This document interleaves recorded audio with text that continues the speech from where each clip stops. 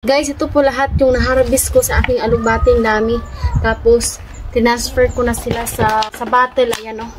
Marami pa doon guys na hindi ko pa na-transfer pero bukas na lang din yun.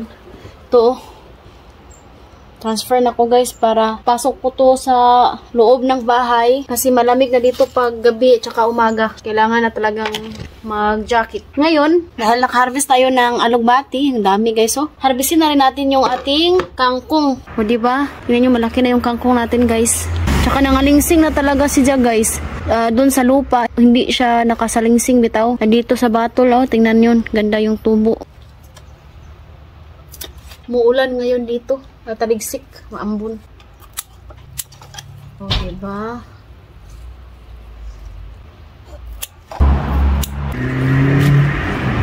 Ito guys, kaka-transfer ko lang nito pero kunin natin to.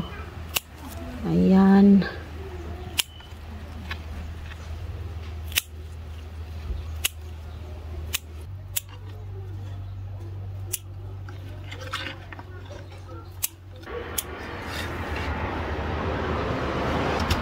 Dami. Oh, dami.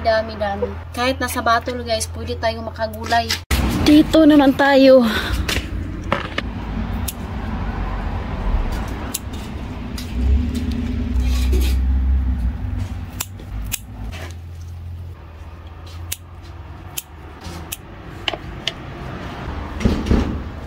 Grabe, ang dami kong mga dahon-dahon na na-harvest guys. Kangkong at saka alugbati.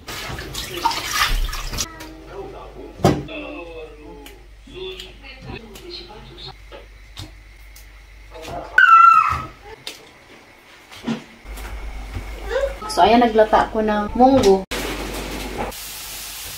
Meron po tayo ditong kaunting karning baka. Ilagay natin sa munggo.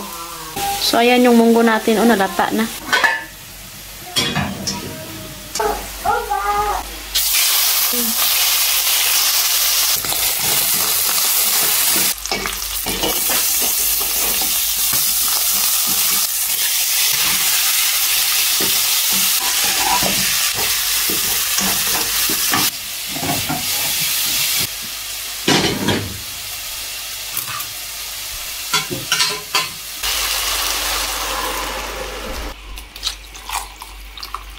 Yan, nilamihan ko ng sabaw para kahigop na sabaw.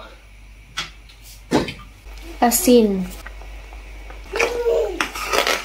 Yan, luno na natin tong gulay. Kain gulay kay sa winter, hindi natin to makakain.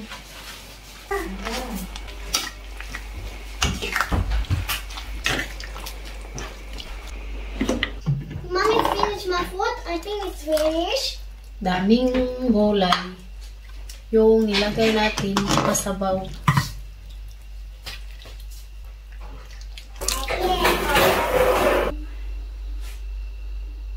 Kakain na kami. Hi, my love.